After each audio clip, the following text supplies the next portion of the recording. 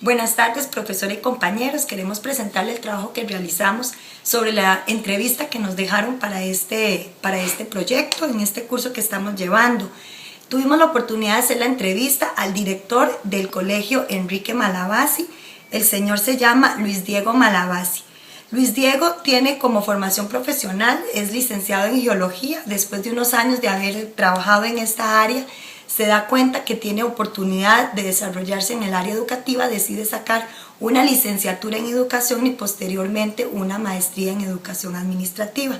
Tiene 60 años, don Luis Diego tiene como experiencia en educación de 20 años como profesor y en el puesto de director otros 20 años. Luis Diego estudió en la UCR, en la U Latina y en la Universidad San Marcos. Don Luis Diego en la entrevista nos conversa sobre un proyecto que tiene la institución sobre tecnología llamado Zona E, que durante la entrevista ustedes se darán cuenta en qué consiste este proyecto. Como dato curioso, nos dimos cuenta al hacer la entrevista que don Luis Diego es egresado del Colegio St. Francis y además también llevó esta maestría que nosotros actualmente estamos cursando aquí en la Universidad Latina en Administración Educativa. Esperamos que disfruten nuestra entrevista. Los dejo con Fray Walter. Don Luis, primero quisiéramos saber cuáles son los proyectos educativos que tiene el colegio Amadita. Ok, el colegio se llama Colegio Enrique Malabasi Vargas, que Amadita es la esposa de don Enrique y es la primaria. El proyecto es un proyecto familiar donde hay escuela y colegio, y tomamos los dos nombres de ambos fundadores. A ver, en cuanto a proyectos educativos que comenzamos a implementar hace menos de un año, el proyecto dirigido a los estudiantes que se llama Zona Estudiantil, en abreviación Zona E, es un proyecto de índole virtual, es una plataforma virtual donde el muchacho, la muchacha, con su login, su password, entran y ahí encuentran absolutamente todas las materias, y en cada una de ellas asignaciones especiales como links para ver videos, para realizar trabajos. Ahí se suben los resúmenes, ahí se suben los cuestionarios, se sube algunas tareas virtuales para ver si la comprensión de algunos temas es real o no. Entonces se realizan lo que denominamos quizzes virtuales. ¿Qué significa esto? El muchacho lo hace, la profesora lo que recibe es de una vez una nota por pregunta del quiz. Entonces dice, ok, pregunta número 1, solo el 50% lo hizo bien, pregunta número 2 el 40%, pregunta número 3 el 90%. Entonces del tema 3 ella no repasa nada, del tema 2 y 1 pues irá a tomar. Okay. Una de las necesidades es preparar al muchacho para lo que le va a venir en las universidades.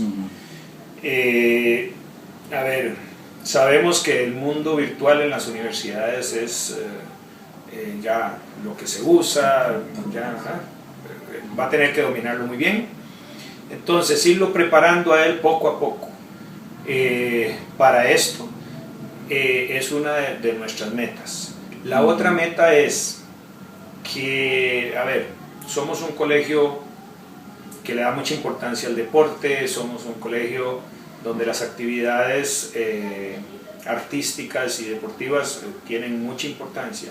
Entonces constantemente hay gente que está saliendo del colegio, o pensemos en una ausencia. Entonces los profesores, una vez que estén ausentes los alumnos, que se den cuenta que salieron a un proyecto, ellos ahí en la zona E ponen ahí la materia que se vio, o la asignación, digamos las páginas o la práctica, la pueden escanear y ponerla, y entonces el muchacho pues no tiene que andar en carreras viendo a ver quién le presta la materia, etcétera, sino que sube y simplemente se encuentra con lo necesario para realizar los estudios. ¿Y qué actores están involucrados en este proyecto? Bueno, en realidad es todo el profesorado, porque cada uno de ellos tiene que atender su partecita dentro de la zona E, su materia por nivel. Hay nuestro técnico en computación, también está involucrado porque él revisa que los chicos estén entrando, que los profesores estén subiendo, que no esté vacío. Y le damos un seguimiento con los padres de familia que nos ayudan a ver que sí esté jugando un papel importante. Esa es justamente la pregunta que sigue. ¿Cuál estrategia ha utilizado para involucrar a la comunidad de padres será en este proyecto educativo? ¿Ellos han llevado algún tipo de...? Sí, en realidad los padres de aquellos estudiantes con déficit atencional, por ejemplo, son los que más nos ayudan. Los hemos involucrado porque necesariamente cuando un muchacho tiene déficit atencional, una muchacha, se le olvida ver la zona E, se le olvida hacer o consultarla, pues entonces el papá es el que está constantemente en una visita permanente para ver qué hay de nuevo, para recordarle, etc. Entonces a esos padres que nos han solicitado la clave del hijo para poder estar haciéndolo, yo les he pedido que me retroalimenten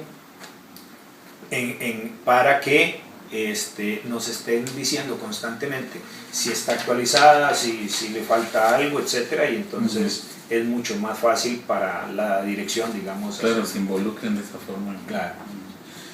¿Y por qué considera usted que el director debe saber diseñar proyectos educativos? Bueno, en mi concepto es muy importante porque, a ver, el director es quien marca la pauta de hacia dónde debe estar dirigida la educación. Sobre todo, con los cambios generacionales, la adaptación del sistema de llegarle al muchacho, de darle las pautas, no son las mismas que hace 20 años, que hace 10 años. Hoy en día hay que empezar con estrategias que deben ser novedosas, llamativas, etc. Y entonces, si el director no toma esto como una oportunidad, lo que va a hacer es más bien enredar el proceso educativo. Entonces, por eso creo que debe estar claro en que él debe tomar esos proyectos educativos de avanzada.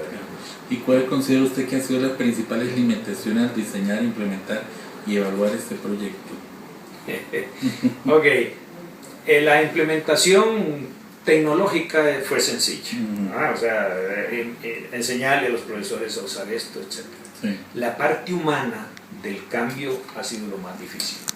Tanto el profesor para estar subiendo constantemente cosas a la zona E, como el alumno a aprender a revisar la zona E. Entonces, a pesar de que ellos ganan puntos revisando la zona E y que los profesores, nosotros tratamos de controlar de que estén subiendo, el interés a veces, porque no es para chatear, porque no es para estar en contacto y socializando, los muchachos dejan de hacerlo. Entonces ese ha sido uno de los factores más difíciles en esta introducción de este proyecto. ¿Y cuáles son las estrategias que utiliza para dar seguimiento al proyecto educativo? La estrategia que estamos usando es muy sencilla, porque es muy palpable. El programa que usamos da el récord de quienes han entrado por el password y por el login. Entonces sabemos hasta cuántos minutos entró cada estudiante, cuántos minutos entró cada profesor, en qué fecha subió la materia un profesor, o en qué fecha fue consultado eso por los alumnos. Entonces es muy fácil en ese sentido. Ahora, como resultado académico, nos ha sido mucho más difícil la evaluación. ¿Por qué? Porque entonces dentro de la evaluación general de cada materia hay un 5% que pertenece al proyecto.